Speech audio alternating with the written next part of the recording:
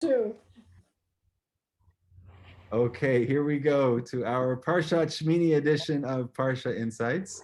Let's jump right in. So we're introduced. The name Parshat Shemini is because one of the first words of the Parsha, Vayihi Bayom Hashmini, and it was on the eighth day. Happened on the eighth day. What is the eighth day? We'll get to that in a moment. Kara Moshe Aaron Levanav. Moses called Aaron and his children and Aaron's children, Ulaziknei Israel, and the elders of Israel. So just to offer some context to this, we have to step back to last week's parsha, the very end of last week's Torah portion, in which we're given, what do you mean? The eighth day. The eighth day of what? So here at the end of the eighth chapter of Vayikra, so we have the end of the construction and the inauguration rituals of the Mishkan. These are the 8 days of fulfilling the construction of the Mishkan, of the tabernacle, the great project of the Jewish people. And once we've completed that, now we're going to have 8 days of celebration, of commemoration, of consecration, to use another good C word. So here we go. This is the lead-in. Umi petach oel moed lo tetzu shivat yamim.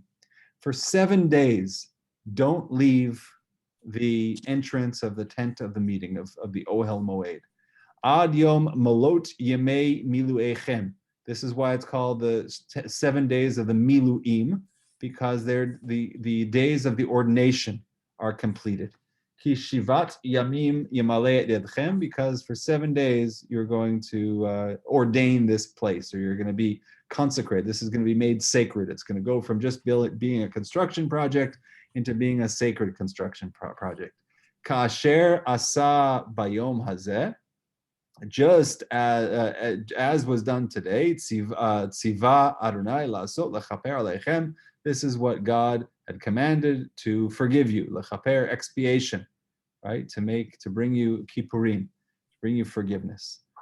Upetach ol moed teshvu yomam valayla.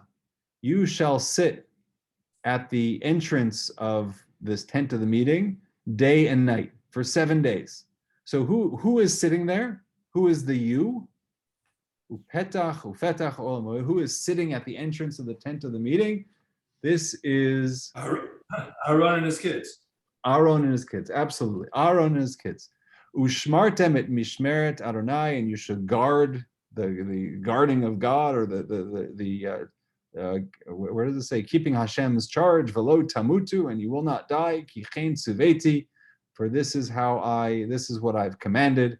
Vayas Aaron vanav et kol advarim asher tziva Adonai biyad Moshe, and Aaron did everything just as God commanded through Moses. Okay, so that's the context. So for 7 days, they've been sitting out there. For 7 days, they've been establishing this as a sacred place. And now here we come to the day number 8, once it's all completed. And that's where our Parsha takes off. And it was on the 8th day. Well, what was Velo Tamutu? Why would they be in danger of dying? Well, firstly, this is a little bit of foreshadowing, right? Because what's going to happen on the 8th day Korah. with Nadav and Avihu, with the children, with Aaron's sons who are going to die. Yeah. We'll see in a Okay. moment. Yeah, Aaron's sons. Yeah. Okay. Exactly. So Aaron's sons. So there's a little bit of foreshadowing there. And also, in the sacred place, we don't know. That always carries the sacred always carries with it the risk of death. That's something that the Ohel Moed, the tent of meeting, you need special permission to go in. It can only be done by certain people at certain times. And so this is God's guarantee that these 7 days you're going to be protected. And you're sitting there at the entrance of the tent of meeting. This is what Aharon is doing. So Vayihi Bayom Hashmini. So that's finished now, right? That's done. Those 7 days are over. And now we're going to have sacrifices. We're going to do things to celebrate on the 8th day. Vayihi Bayom Hashmini. Kara Moshe li Aaron ulevanav uleziknei Yisrael. Moses called Aaron and his children and to the elders of Israel. So any questions? Anything that you think through the eyes of the Midrash, anything that's missing, anything you want to know more about in this verse in particular, now knowing the context on the 8th day after the 7 days of consecration? what are we looking at? What's missing? What's added? What doesn't belong? Any thoughts? Well, I read, Rabbi, I read the excerpt that you provided, and I don't understand the whole thing, that what happened and the reason for the punishment and exactly what they did wrong and all of the rest. It goes beyond me, and that's why I'm listening so carefully Okay. to how you're going to explain it. Perfect. So I hope we're going to get to Nadav and Avihu and their punishment, to the children of Aaron and their punishment. I hope we're going to get there, but we're not there. We're not there just. We're still at the 8th day. They haven't died yet. In our narrative, as we're talking through this, they're still alive, and they're included in this word ulabanav, Aaron's children. Right, there are four sons, Elazar, Itamar, Nadav, and Avihu, and here we are on the 8th day. And so there are, any other, before we get to Philip's point, before we get furthering this question, any other comments on how a Midrash would look at this verse and say what doesn't belong? What's one thing that occurs to me, actually not in that first verse, it's in the previous Parsha, the second quote, is the connection between the ordination and being forgiven for sin, making the kapara. I'm not sure what word they use, but expiation in English. Yeah, So good. I can see perhaps that you, in order to carry out that role on behalf of the people, you have to be pure. Yeah. So maybe that's as simple as that. Well, I think you are getting, you're getting to one of the points that I wanted to get to, which is, this building was supposed to do something, right? And that's, just as God commanded, in order to, this whole thing, this whole celebration, this whole building, all the sacrifices are meant to really do two things. One is to achieve kapara, to achieve atonement or expiation. And the other, remember the promise that God makes? Va'asuli mikdash, make for me a sanctuary, v'shachanti b'tocham, and I will dwell amongst you. And the Midrash is going to pick up on that, because what's missing here is mission accomplished. What's something that's missing, because we're at the end. God says, okay, you build it, and then 7 days you do this. So now we're already at day 8. Where's the magic? Where are the fireworks? Where are the sparks? Where's God? God promised, if you build it, I'll be there. Where's God? Right? Did it happen? Did it work? That would be the question I'm asking. If I were there, did it achieve what it was supposed to? Do we turn it on? Where do we plug it in? Yeah, exactly. These plugs are 220. It's working. It's wrong voltage. You have to. How do you make it work? So that's what's missing. God's instructions. Yeah. So God's fulfilling God's. That's one thing that's missing. And then there's one thing that's extra. And a lot of the commentators talk about this. Ziknei Yisrael, the elders of Israel. What are they doing here? Who invited them?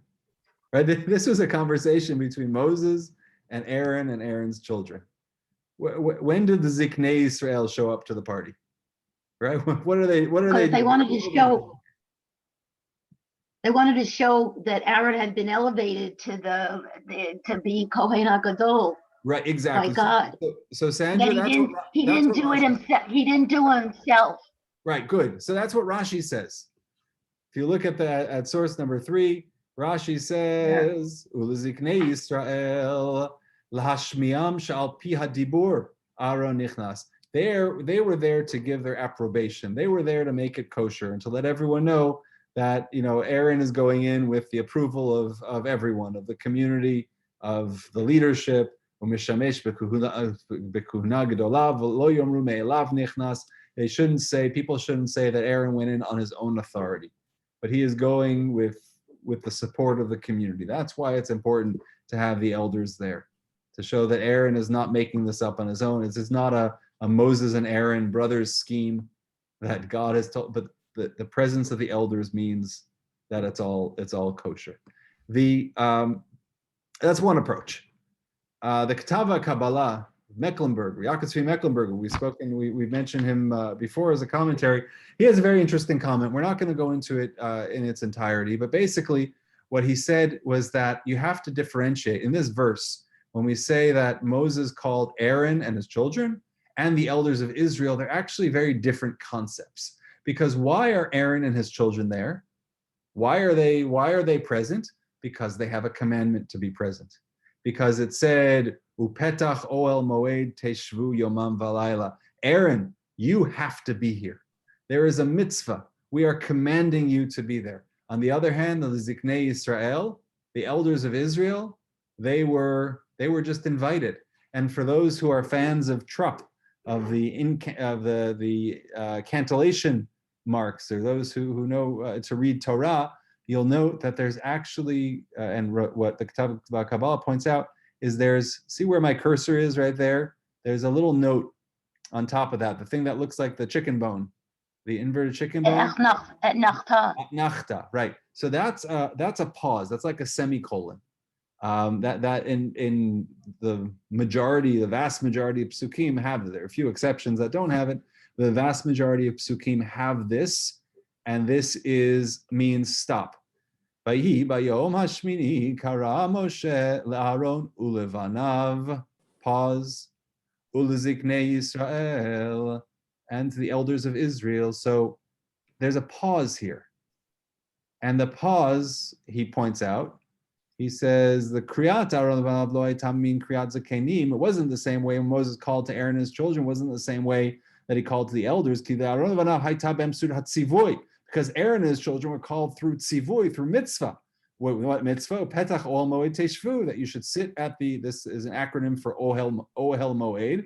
You should sit at the entrance to the tent of meeting. Ulezikenim hayta bahazbana, and to the elders it was more of an invitation. Lachein hu amad etnach. That's why there's an atnachta, right? That cantillation note. Bamilat ulevanav lahafrido, in order to separate from the Ziknei Israel, from the elders of Israel, Aaron, to show that they're there for different reasons. Okay, do we want to get to? Give me a moment. So part of the reason the elders are there, we're going to take a look at a few midrashic sources here, and understanding the context of the Midrash, all which go back to the elders. That's going to be our starting point, our ending point, is the elders of Israel who were invited to be part of this major moment. Aaron lifts his hands towards the people and blesses them. Vayevarchem. And he stepped down after offering the sin offering and the offering of the well-being. So this is all happening on the 8th day, right? This is the end. This is the continuation of what we're talking about. That's the celebration of the 8th day. And then Moses and Aaron come to go inside the tent of the meeting. And when they come out, they bless the people, and the presence of God appeared to all of the people. So you know what happened, right? He blesses the people. There's a big shift that happens here. Verse 22, Aaron blesses the people. Okay? Verse 23, Moses and Aaron go inside and they come out. And what do? They bless the people. What's the difference? The first time was just Aaron. The second time was Aaron and Moses. So the people are blessed in 2 consecutive verses. One time just Aaron, the second time Moses and Aaron. And when they came out, they blessed the people, and the presence of God appeared to all of the people. So look at that. At the end of the 8th day, this sequence of verses is important. At the end of the 8th day, Aaron goes, blesses the people. What happens? Not much. Then Moses and Aaron go in, they come out, they bless the people, and then boom, verse 23, the presence of God. And what happens? The presence of God, fire comes forth from before God and consumes the burnt offering. There's no greater satisfaction than putting the offering on the altar, and a divine fire comes down and consumes that offering. And all of the fat parts on the altar, everything, and all the people saw, and they shouted, and they fell on their faces. This is all good. This is all good things that are happening now. God is accepting their offering. And then Vayikchu b'nei Aharon Nadav v'Avihu ish machtachto, and then it all goes bad because two of Aaron's sons, seeing this furor, seeing this excitement, seeing all of the good that's happening, seeing what can happen when you do this kind of devotion, they take their own fires and they put fire in it and incense in it before God, an Eish Zara. How do they translate this? An alien fire. Asher lo tziva otam, which had not been commanded to them. And then the verses continue, which we don't have here, that they are killed and they tragically die. Okay, so that's the beginning. So that's the sequence of events at the end of this eighth day of celebration. So again, just to go over it very quickly, they have 7 days of consecration, of watching, of staying guard, of staying inside the Ohel Moed. On the 8th day, now comes the ceremony. At the end of the ceremony, at the end of all the sacrifices that they offer, Aaron blesses the people, and then Aaron and Moses bless the people, and then God's presence comes. And then Nadav and Avihu, Aaron's sons, perform their tragic act and die. So what happens? So the Yalkut, so the Midrash Yalkut, says that the two children of Aaron, Nadav, Avihu, Afhem b'nei Aaron b'simchatam, when they were so happy and rejoicing, everyone was, this was a great moment. Kevan sharo eish chadasha sheyarda mishmei marom, when they saw this new flame that was coming from the heavens, v'lachal mizbeach et ha'olah ve'et ha'chalavim, there should be a space here, ve'et ha'chalavim, they saw that it consumed the offering and all of the fats, amdu lahosif ahava al ahava, they got up and they wanted to add love to this love, they wanted to add to the celebration, they got caught up in the fervor. So exciting. Shenemar vayikhu, and vayikhu connotes simcha, connotes happiness.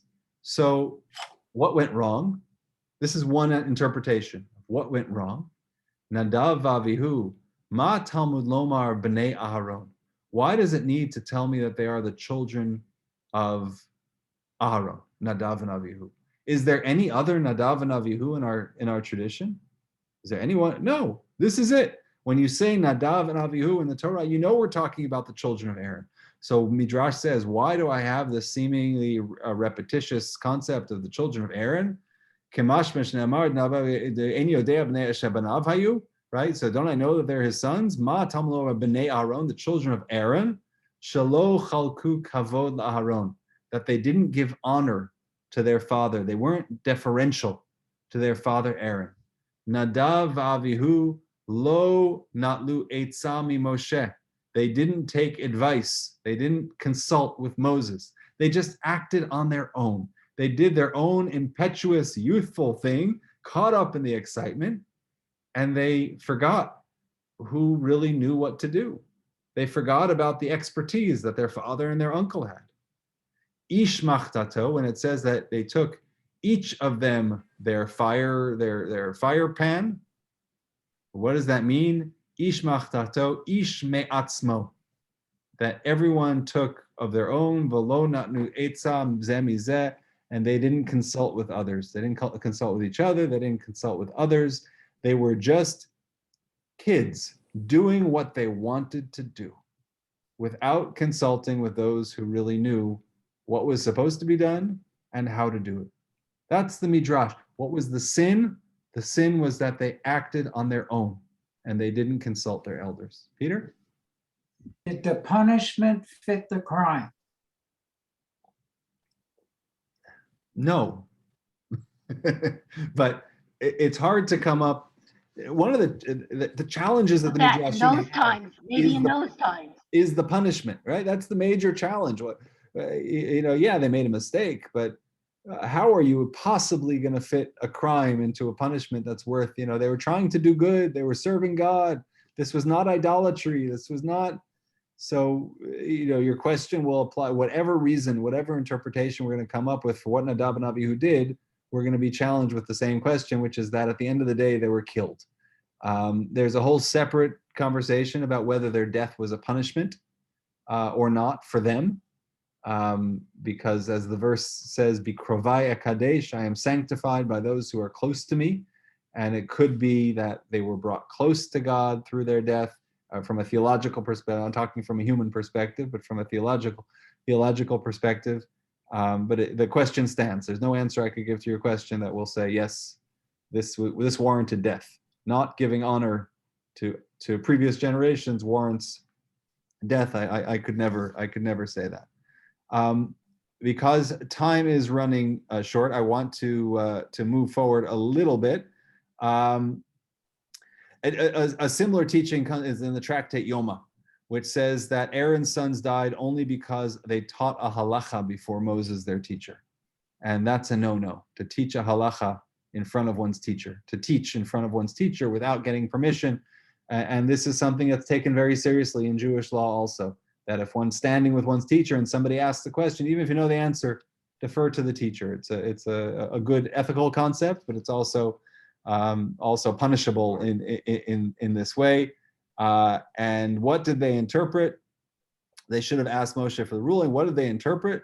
So the verse says, and the sons of Aaron, the priest, shall put fire upon the altar, which indicates that although fire descends from the heavens, it's a mitzvah to bring man-made fire and to fulfill the mitzvah. So even though their ruling was according to their interpretation of halacha, the fact that they didn't ask was where the punishment was.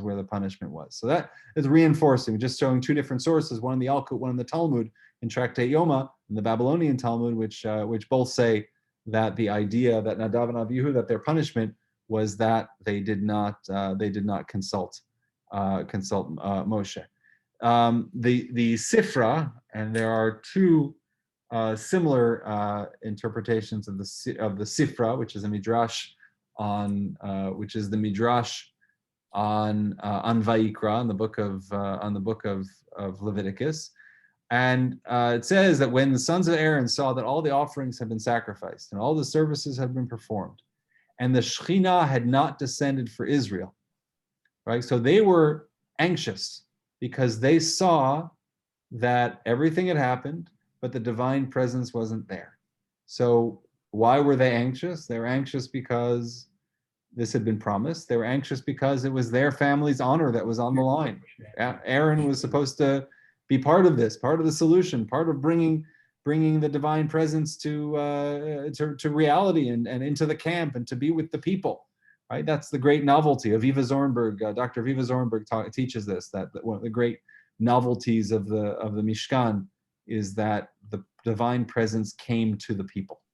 That was a unique component or theological component that the Mishkan taught, which is that God comes to us, not that we go to God, but that God comes to us. It's a very dramatic and radical approach. So they were very consumed by this, and they're very anxious about this. Where's God? Where's the divine presence? Where's the fire from the heavens? So therefore, they took a fire on. They decided, if God's not coming to us, then we're going to be proactive about this. And God, and this is an interesting way of turning the punishment. And God said to them, "I will honor you more than you have honored me. You have brought before me an impure fire. I will burn you with a pure fire." Not a purifier, but a pure fire. I will burn you with a pure fire. And that's part of the punishment, but also hidden within that punishment is a reward. The real source I wanted to look at, okay, the next Sifra, Vayavo Moshe Aaron Elo Moed. So this is on the time after Aaron comes out, after blessing the people. So Aaron and Moses go in. So what happened exactly there? So when Aaron saw, let's read it in the Hebrew. Kevan Shara Aaron Shekarvu Kol Korbanot. So when Aaron saw that all of the sacrifices had been brought, V'nasu Kol Amasim V'lo Yada Shechina Yisrael, and everything had been done, all the necessary actions had been done, but the divine presence still hadn't come down to Israel. Haya Omedu Mitztaer. He was standing there and he was agonizing over this. Amar Yodea Ani Sheka'as Alai Makom. He said, "I know it's my fault. God's angry at me. Why is the divine presence not here? Because God's angry with me." Bishvili lo yarda shchina liYisrael. Aaron said, because of me, it hasn't come down. Why? Because of me. Why would Aaron think of saying that? Because of me, because of my role in the sin of the golden calf, because of my sin. That's why God's not here. That's why the divine presence is not there. Amar lo, he said to him, Moshe achi, kach asita li. So he said to Moses, Moses, my brother, this is what you've done to me. You have put me in this position to fail. Shenichnasti v'nitbayashti v'lo yarda shechina liYisrael. Moses, you knew, you had to have known that what I did was going to be insufficient, that my actions are insufficient after my sin. Don't you know that? Miyad nichnas Moshe imo. And therefore Moses, we see Moses taking Aaron's hand and going with him back into the tent of the meeting. Aaron, I get it didn't work, but let's do this together. Let's make it happen together. Ubikshu rachamim v'yarda shechina liYisrael, and they prayed, and the divine presence then came down. The kach ne'amar vayavo Moshe ve'Aaron El Ohel Moed. So that's the Midrash understanding that sequence of verses, because we're missing that connection. Aaron blesses the people, and then Aaron and Moses bless the people. What happened? Well, there was a conversation that happened there. The Torah doesn't record. That's what the Midrash does. It will insert those conversations that connect the dots. And it'll say what happened between Aaron blessing the people and Moses and Aaron blessing the people, this conversation where Aaron said, my blessing is insignificant. God's not here. Moses, what have you done to me? My brother, I'm standing here embarrassed. I'm standing here naked. I'm missing. I'm missing the impact. I can't do what I'm here to do. I'm ineffective. And Moses says, no. Let's do this together. We're going to get it done. I think it's a beautiful moment of leadership, of Moses helping his brother achieve what needs to be done. If you can't do it alone, we'll do it together. No problem. We'll get it done. The Midrash, and we'll skip to the end of this Midrash, says very simply a different reason. What was Moses doing there? What was Moses doing? Won't go into the nuances of it, but basically it says that the two times that it says they blessed them, one was a blessing, one was the priestly blessing. But what is Moses doing there? Moses was there to teach Aaron. Why then did Moses come in with Aaron? To teach him the service of the incense. And so showing in all of these things, kind of reinforcing the idea of being open to learn, the idea of the presence of the elders being important to validate new actions and new behavior and new leadership. And finally, in our last 2 minutes, look at what Rav Kook says. Rav Kook says that Nadav and Avihu, what was their problem? Their problem, it's similar, it's in the vein of the sages and what we've seen in the Talmud and the Midrash. The Nadav and Avihu, the sons of Aaron, they erred by pursuing the spiritual joys of prophecy and inspiration, meaning they indulged their human desire to grow, but in a way that was detached from the Torah and its practical teachings. That's what the Kabbalists meant by saying that Nadav and Avihu divided Bina from Chachma. That's for another time, that they divided these two forms of wisdom, which are meant to be together, Bina and Chachma being new novel interpretations, and at the same time paired with traditional wisdom. They tried to attain closeness to the holy of their own initiative, offering a fire that God had not instructed them. The various explanations for their behavior suggested by the sages: they were inebriated, their heads were uncovered, that they taught Torah in front of their teachers. We've seen a few of those. All reflect the same flaw. Nadav and Avihu concentrated their efforts on their own spiritual attainments without integrating the discipline of Torah. They were highly aware of their own spiritual greatness, but personal holiness must be negated before the higher light of the Torah. So the larger point, which I'm taking from the Midrashim, is the importance of consulting, the importance of the wisdom of tradition, the importance of the connection between the generations. And I want to offer this reflection in memory of Rav Chaim Kanievsky, who passed away last week. And for those, I hope you've seen an obituary or two, but he was the leader of the Haredi world, who he passed away last week in his mid-90s. He was the leader, but importantly, just as importantly, he was the epitome of a great Torah scholar, to which questions from all over the world were directed to them. Meaning his declarations and his his edicts about how to live one's life were not necessarily followed by everyone. He issued rulings for his own community related to lots of things, including cell phone use, smartphone use, which is very controversial. All types of issues that are followed by certain segments of his community. But his wisdom and his connection to the generations is something that, as every generation goes by, it's hard to imagine replacing that. It's hard to imagine a figure like Rav Chaim Kanievsky coming up in a new generation with all of the distractions, with all of everything that combats our lives, someone who is so completely infused with Torah, so completely consumed by Torah.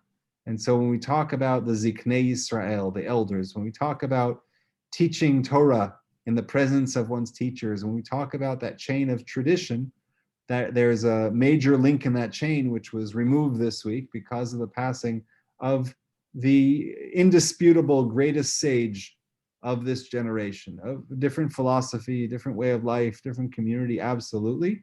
But in terms of pure Torah knowledge, in terms of the achievements, in terms of inspiring others to achieve in Torah knowledge, he was absolutely unsurpassed.